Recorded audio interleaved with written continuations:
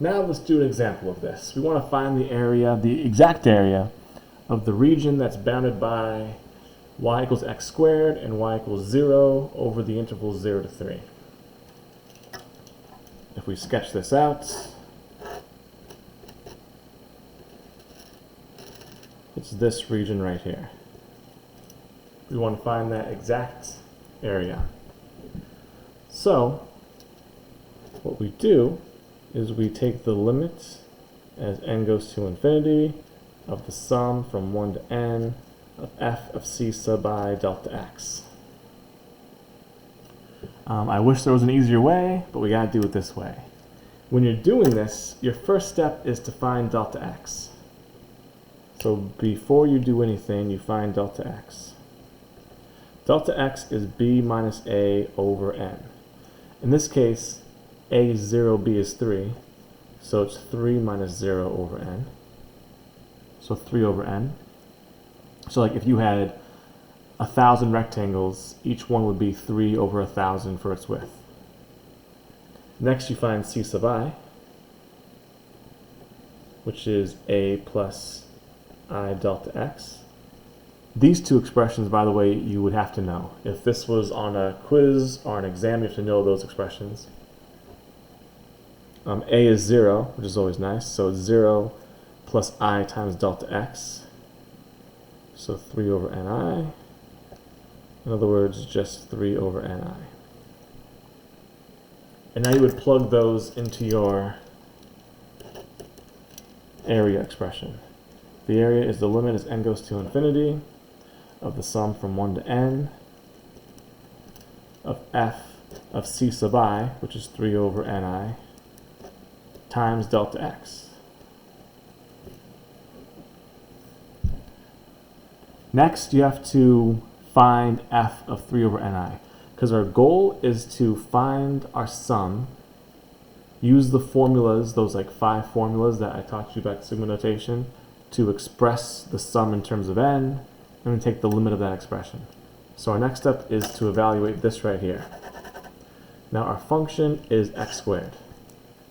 So f of 3n over I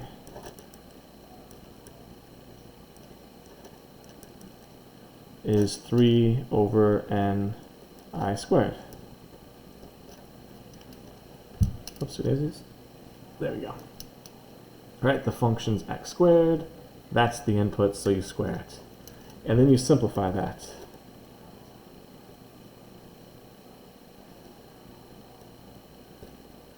When you multiply all of this stuff out, it gives you 27 over n cubed times I squared. Oops, my bad. There we go. And you have to get to this step before you can use your sigma formulas.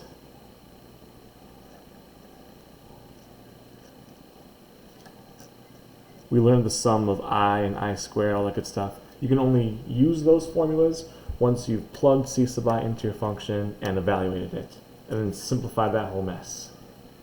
So you got to multiply it all out.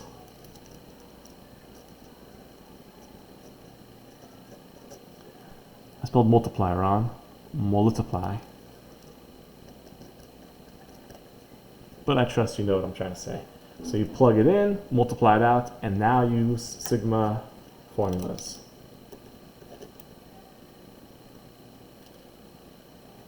The sum of 27 over n cubed I squared is 27 over n cubed times the sum of I squared, n plus 1, 2n plus 1 over 6. Remember that in the context of the sum, n was constant. Only I is a variable for the sum. For the limit, n is the variable, but for the sum, I is the variable. So we pretty much just factor out the constant and then take the sum of I squared.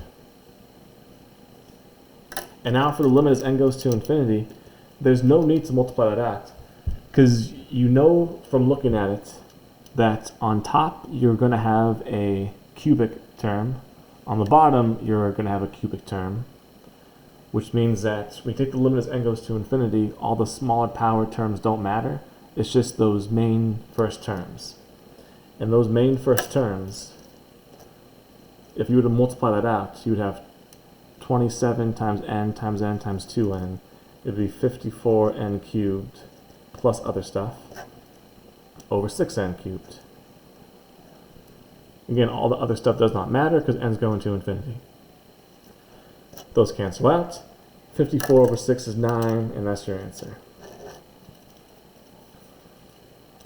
Now, some of you, maybe all of you, are probably aware that there's a lot easier and faster way to find this area. But for now, this is how we have to do it. So if I ever say find the area with sigma notation using sums, it's this process. Start with the area formula, find delta x and c sub I, and then go along your way.